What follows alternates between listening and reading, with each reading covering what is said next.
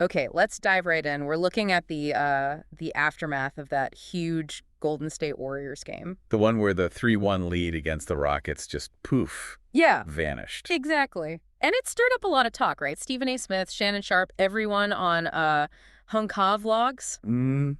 they all had takes. So our mission here basically is to figure out what really happened. What were the key things that led to that collapse? Yeah, and what does it all mean for Game 7? Because that's everything now. And the thing that jumps out immediately, for me anyway, is how one play can just flip the script. Oh, absolutely. Steve Kerr, the Warriors coach, he pointed straight to it. That Fred VanVleet 4-point play, early fourth quarter. Yeah, the three-pointer plus the foul. Oof. Turns a tight 2-point Rockets lead into 6, just like that. You could almost feel the air go out of the Warriors. It's wild how momentum works in basketball. It's not just points, it's psychological too. Totally. And now here we are, Game 7, Houston, winner take all. The pressure is definitely cranked up. Okay, so beyond that one Van Vliet play, let's dig into that fourth quarter. Why did the Warriors just fall apart?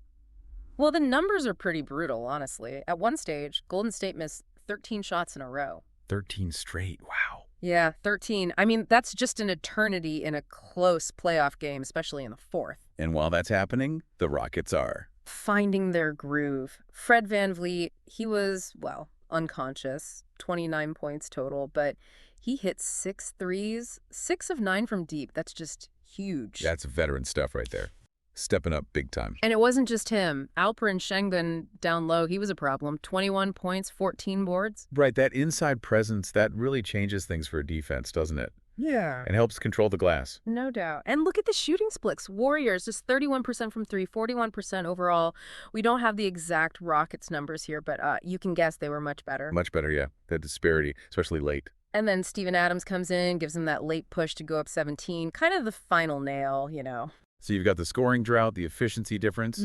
That's a recipe for disaster, like you said. Exactly. And the Rockets, their perspective was interesting. They felt their youth, their legs just wore the Warriors down.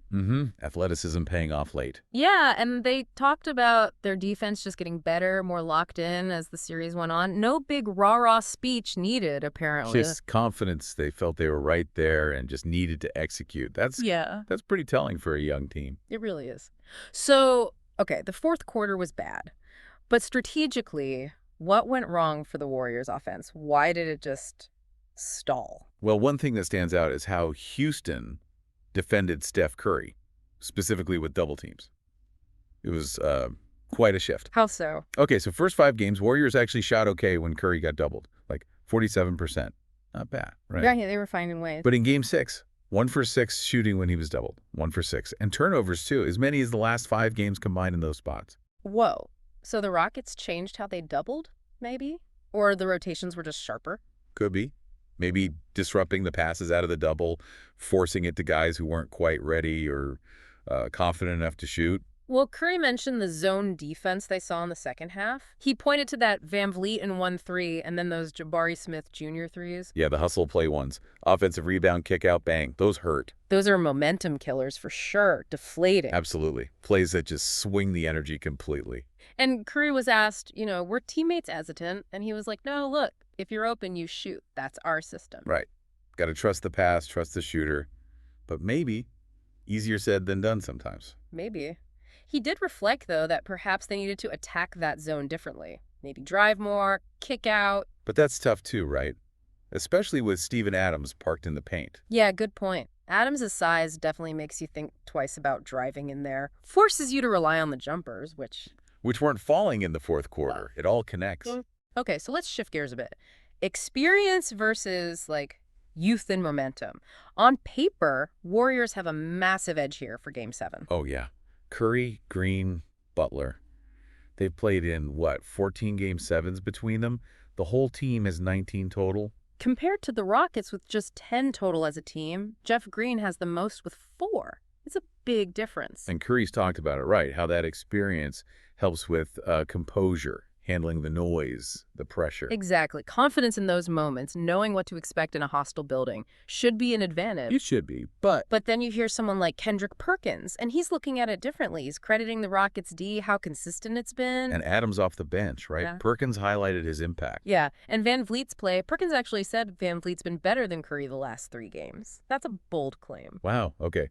That definitely speaks to the power of what's happening now, not just historically.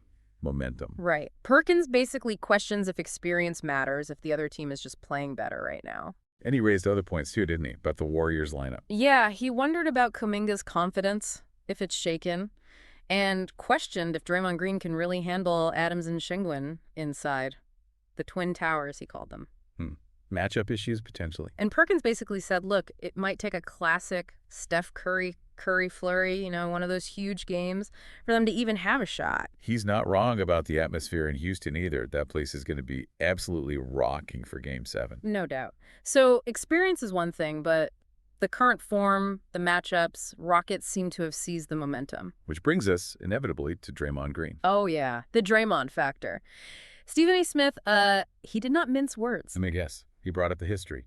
2016 finals. Last year's suspensions. You know it. His message was blunt. Draymond just cannot get ejected. Not now. But he also acknowledged his value, right? Yeah. I mean, Stephen, he loves Draymond's defense. Totally. Called him his defensive player of the year, said his value isn't just scoring, it's initiating offense, defense, being the enforcer, setting the tone, all of it. The heart and soul stuff. And that connection with Curry, that playmaking link.